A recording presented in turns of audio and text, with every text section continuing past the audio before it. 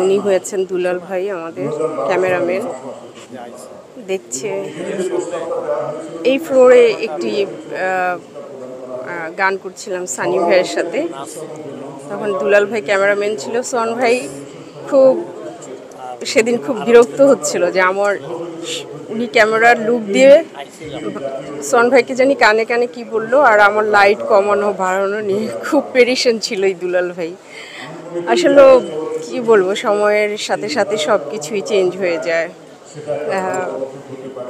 দুলাল ভাই, আমি শুধু একটু কথা নিতে চাই আপনার। এই ফ্লোরে কি মনে আছে আপনার সোহান ভাইয়ের একটি গান করছিলেন আমার সাথে, এই সানি ভাইয়ের? তো আমার ক্যামেরার থ্রো দিয়ে আপনি সোহান ভাইকে আসলে কি বলছিলেন একটু যদি শেয়ার করতেন। আপনি খুব বিপদে পড়ে গিয়েছিলেন, একটু অবশ্যই বলবেন। আমি বলেছিলাম কি, আমার নায়িকার চাইতে মেয়েটিকে বেশি ভালো লাগছে, তাতে করে তো ছবির জন্য প্রবলেম হবে।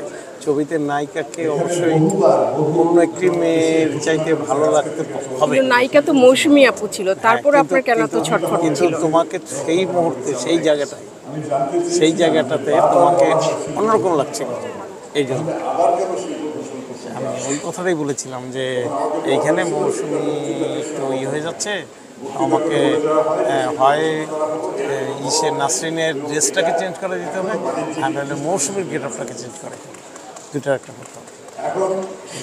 আজকে এই সত্য কথাটা ক্যামেরার সামনে জনগণ দেখবে, তখন কি? আসলে সবসময় সব কিছু বলা যায় না। আমি তোমাকে একটা ক্যারেক্টারে নিয়েছি, আমার ছবির হিরোর ছোটো বোন।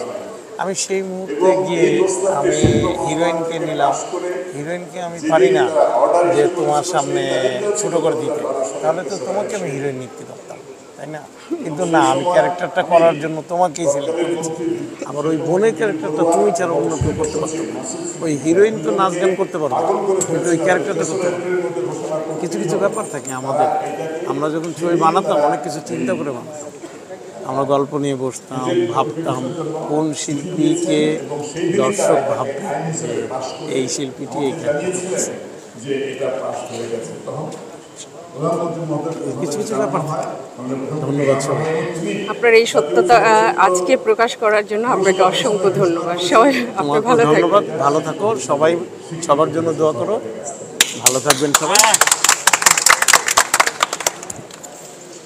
এই সমস্ত পরিবর্তনের সঙ্গে